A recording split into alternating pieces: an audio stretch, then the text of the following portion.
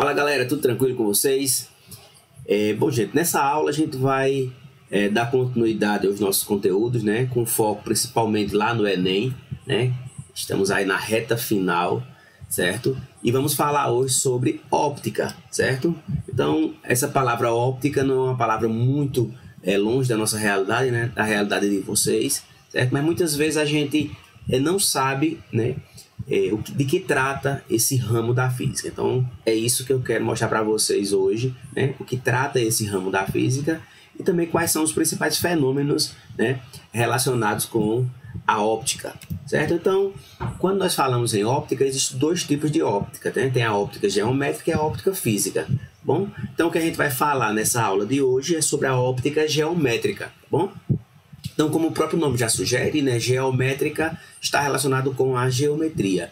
Então, a gente vai estudar os fenômenos luminosos, né? A óptica estuda a luz, tá bom? Então, a gente vai estudar os fenômenos luminosos, baseados em leis experimentais, né, leis empíricas, tá bom?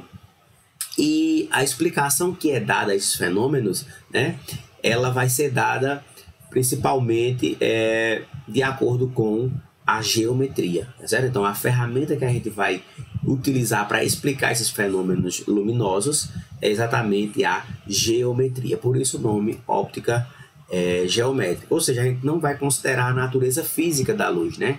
Que é estudado lá na óptica física, tá bom?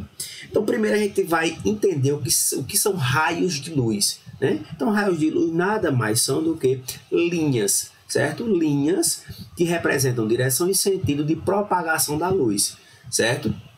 Então, a ideia de um raio de luz é puramente teórica, certo? E o seu principal objetivo é facilitar o estudo da luz, tá bom?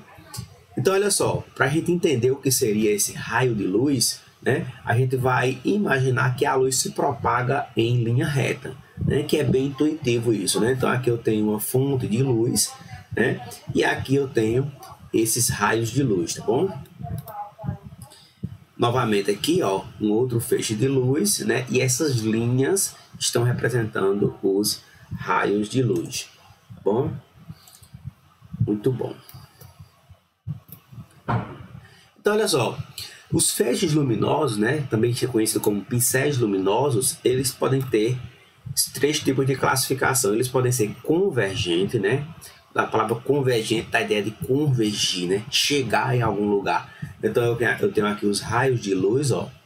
Eles incidem sobre uma superfície, né? E esses raios, eles convergem, certo? Eles vão de encontro a um determinado ponto, tá bom?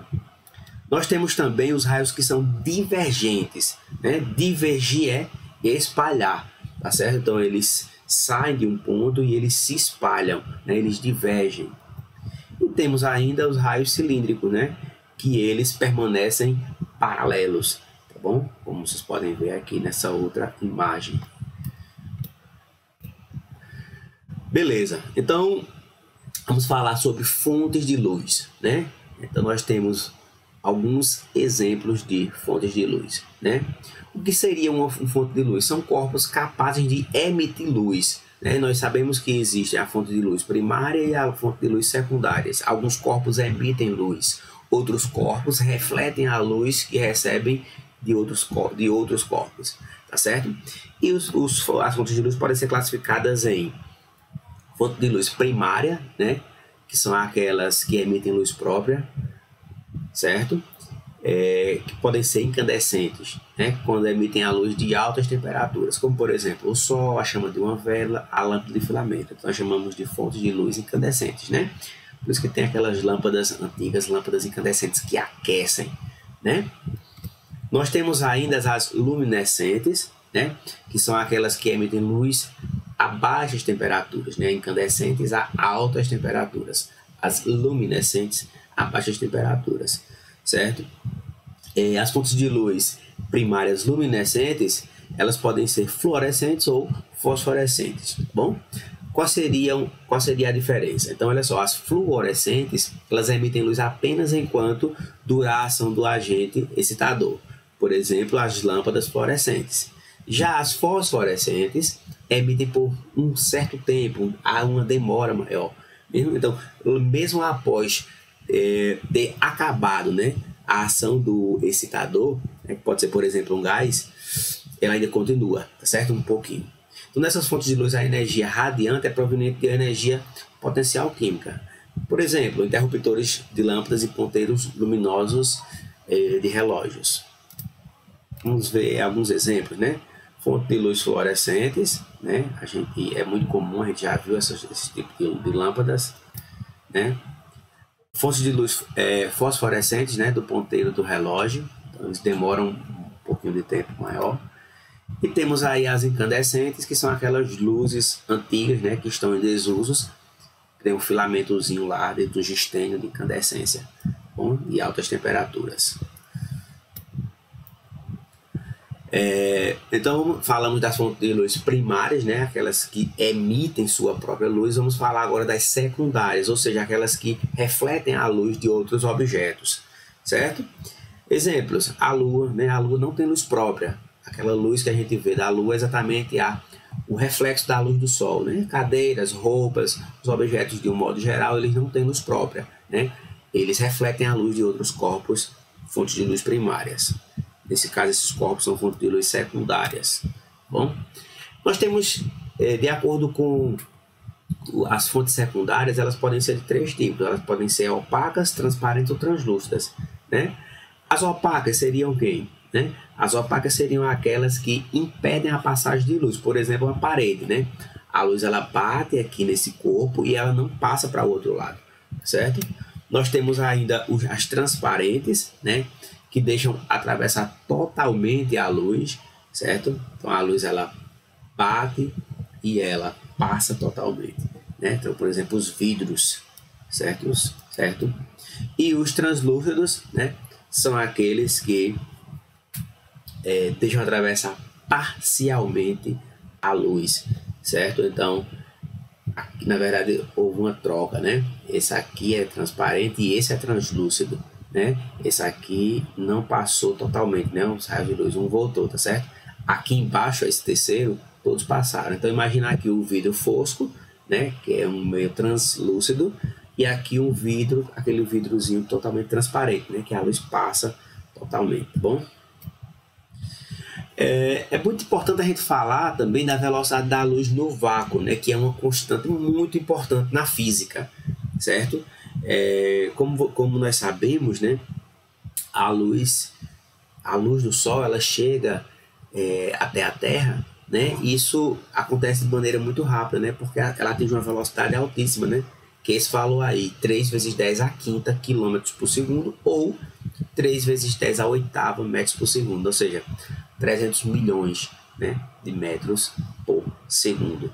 Então, é uma velocidade muito alta, é a maior velocidade que a gente tem conhecimento, tá bom? Beleza?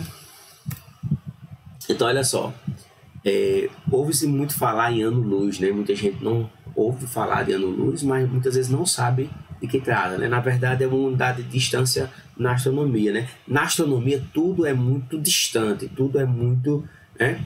As distâncias são astronômicas, né? Ou seja, elas são enormes. Então, não vale a pena falar em metros, em quilômetros, muito menos em metros, né? Então, os astrônomos, eles resolveram utilizar o ano-luz, certo? Que seria o quê? A distância percorrida pela luz no vácuo em um ano terrestre, ou seja, em 365 dias. Então vamos fazer o cálculo, né? Vamos descobrir, né, qual seria essa distância, né? Essa distância que corresponde a o ano-luz, ou seja, qual a distância percorrida pela luz, né, em um ano, certo? Para fazer esse cálculo, né, a gente vai utilizar a fórmula, né, de velocidade média, certo? Né? Onde nós sabemos que velocidade média é a distância dividido pelo tempo, certo? A velocidade da luz no vácuo, né? A gente já viu, 3 vezes 10 a quinta quilômetros por segundo, né? Ou 10 vezes a oitava metros por segundo. Vamos pegar aqui quilômetros por segundo, bom? A distância vamos descobrir qual é, e o tempo vai ser exatamente o tempo que a luz demora, né, para percorrer essa distância que a gente está querendo calcular, né? Esse tempo a gente já viu que é um ano terrestre, ou seja, 365 dias, certo? Cada dia tem 24 horas, então vezes 24. Cada hora tem 60 minutos, ou seja, vezes 60, e cada minuto tem 60 segundos. Para a gente falar do tempo em segundos, né? Que a velocidade é quilômetros por segundo, tá bom? Então, fazendo esse cálculo aqui, ó, a distância, ΔS, vai ser igual, né? 3 vezes 10 à quinta, vezes o resultado de todo esse cálculo aqui, certo? Fazendo essas contas, nós temos esse valor aqui, 9,5 vezes 10 elevado a 13 quilômetros. Ou seja, é uma distância muito grande, né? A distância que a luz percorre em um ano. Então, quando eu estou falando de ano-luz, sempre que eu falar ano-luz, eu estou me referindo a essa distância aqui.